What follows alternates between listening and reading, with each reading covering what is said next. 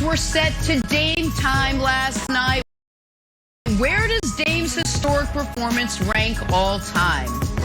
Hey, we got a quarterback battle brewing in New Orleans. Can Taysom beat out Jameis for the starting job? And also, why are we asking? And the Brooklyn Nets are moving on to round 2. With that, we say good Wednesday morning, everyone, and welcome to another fine edition of First Things First. Jenna Wolf.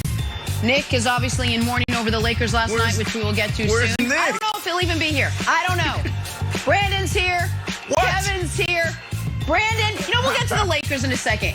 Your Nets beat my Celtics, buddy. I still love you, though, and I will always love you. Can they do the same thing to the Bucks I appreciate that. Oh, come on, Jenna. That's why I'm wearing the black and white today. Black and white, black and white. Let's Nets go, are Brooklyn. going down. Let's I'm go. in. Let's do this. Who's back? Who's back? He showed up. All right, Nick, I didn't want to have to do this, but we got to start with some Lakers Suns. Oh, you wanted to do this, Jenna. Here we Been go. waiting 4 years to do this. So badly, Nick. You've so been waiting badly. years. No Anthony Davis last night. He's out with that groin strain, and the Suns came out swinging to the tune of a 30-point halftime lead, to a tune of a 30-point win for the Suns. The only dark spot for them, though, Chris Paul did re-injure that shoulder. He had to leave the game, but his team more than carried the load. They won, and the Lakers now sit on the brink of a first-round exit. Here's LeBron after the game. I don't know. We got our ass kicked. I mean, it's just that simple. They got to whatever they wanted to get to in this game, and we got to be better, obviously, if we want to force a Game 7. So, obviously, a lot to learn from in this game, a lot to cover. See, what we got to do better going into Game 6. But I mean, they pretty much just kicked our ass. I mean, there's nothing else really to say. What I'm not going to do, Nick, is ask if you're worried moving forward, because I like to save that juicy question for later. What I will ask you is this. This game, was it more about what the Suns did or what the Lakers didn't do last night?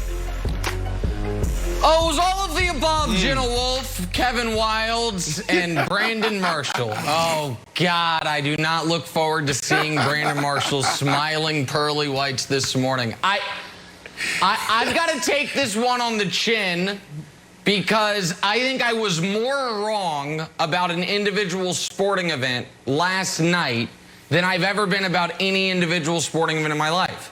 Everything about the Lakers' performance was pathetic. Every single thing. From the fact of when the pathetic performance started, before the game even started, when they announced the starting lineups, and Frank Vogel said, you know what, we're going to start? A 5-man unit that has never started together, a 5-man unit that has played 0 minutes together ever. Never played on the court together. Let's start it in Game 5 of the playoffs. I thought LeBron would have a sense of urgency, didn't really see it. I thought Schroeder would bounce back from an awful Game 4. Instead, he had quite literally the worst game of his life. I thought the Lakers would understand that Devin Booker at home in this series has been excellent, has been bubbling, waiting for an explosion. Nope, they decided to let him get whatever he wants. He had 18 points in the first quarter, which was 150% of the points the Lakers scored as a team in the second quarter. It was a disaster. Everything about it was terrible. However, Brandon Marshall, as the great English author Thomas Fuller once said, it is always darkest before the dawn. And it is not 1995, and it is not a best of 5. It is a best of 7, and you still must beat this team 4 times. You're not doing this right now. So yesterday was terrible. You better not do this right now. Yesterday was as bad as it gets. There is no excuse for my misanalysis and for the Lakers' terrible play. However, the series, Brandon, is not over. Oh, Brandon, he's owning it, Brandon. He's owning it. You are not doing this morning. Did you not watch this game? We were tweeting each other. I know that wasn't a robot tweeting me back. You were up watching the game. The game was over with 5. Yeah. I sent tweet. Oh my goodness! Wow. You're blocked. So I didn't see anything. Can we send a nurse? Can we send somebody to his apartment? I know you're there. You're probably on the outskirts of New York, but send somebody to this man's house. This man is losing it. I was going to take it easy on you, buddy, but you come back in and you triple down. That's what you just did. You had 2 aces and you told him to split it. That's what you did. You know, you had 20. You're like, take it. Take the win. You had the opportunity to get out of it when AD went down, Nick. Please, brother, you understand that this series is over, but you're just too pot committed.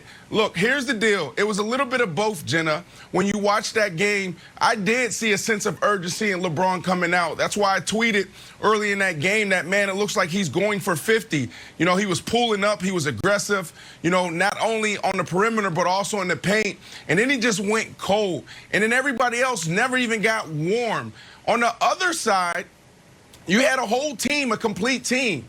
You had a Book that went for 30. You know, Paul only had 9. Ayton only had 8. But then you had the others that truly stepped up, and they've been stepping up all series, and that's Bridges, Payne, and Johnson. They played phenomenal. They were sensational. So for that reason, that's why I chose this team, because you didn't know what you were going to get out of AD. We talked about this coming in, Nick. We said that AD could potentially make it to the playoffs, but he may not be able to sustain. So while I'm disappointed that Nick is tripling down on this Lakers bet.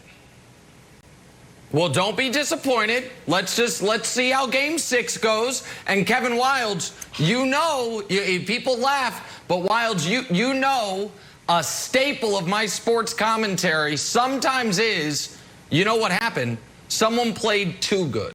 And the Suns, when I see Campaign looking like he's in open gym, when I see the Phoenix Suns commit 4 turnovers the entire game, when I see AD, who didn't play obviously, Schroeder and KCP combine for as many points as the old Phoenix Gorilla, the mascot, the famous mascot they had, 0, I say, you know what?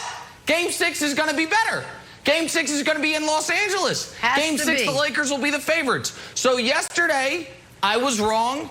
I had to just take it, and we will see what the rest of the series looks like. But yeah, what's up? Stop beating yourself up. Your old buddy Kevin Wilde's going to help you out, because although Brandon wants to pile on you and Jenna wants to take her shots at you, I'm here to support you, because I think you got something 100% right yesterday, and I'm not joking, 100% right yesterday. We said in the last segment of the show, said this is the most important game of DeAndre Ayton's life, most important game of Devin Booker's life, one of the most important games of Chris Paul's life. And you're like, that's right. He's like, here's the thing though, Wildes. They're all just kind of new to the game, minus Chris Paul. It is about the 173rd most important game of LeBron James' life. I was like, huh, that's interesting. That's a good point by Nick. But here's the problem. You were too right for your own good, because they all treated it like just a normal game, where there was such a sense of urgency from the Suns players and the Suns crowd. The Lakers got rolled. And I just want to kill one narrative, because like Draymond was on at halftime. It's like, LeBron did his job. You know what? They got to hit their shots. They missed those shots because Phoenix did a great job playing defense. You can be a step slow, and those guys can hit those shots. Here's just one random play. This is not a play you'll see on any highlights. LeBron's got it. Hey, kick it to the corner for Kuzma. Campaign comes from the elbow and closes out. Then Devin Booker basically comes from the baseline. KCP's got some awkward-looking, one-legged floater that's not really a floater. This happened all game, or at least all first half. And when they talk about being aggressive on the defense for the Suns, I want to show you one other graphic, Nick, that I thought was super interesting. LeBron didn't get one free throw. Didn't get it. There was a handful of calls where he put his hands up that he thought he deserved something.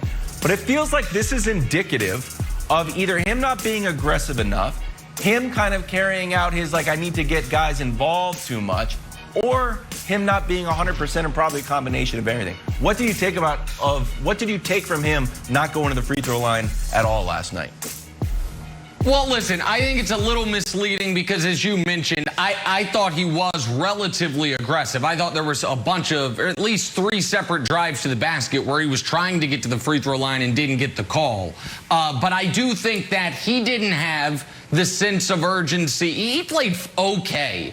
LeBron, that was like a C- game. Everyone else, it was an F game, and the Suns played out of their minds. But the reason that the Suns had the sense of urgency is the Suns understand something that, and we'll see if they can do it, that I had said a long time ago, and you laughed at me, Kevin Wildes, but it's accurate.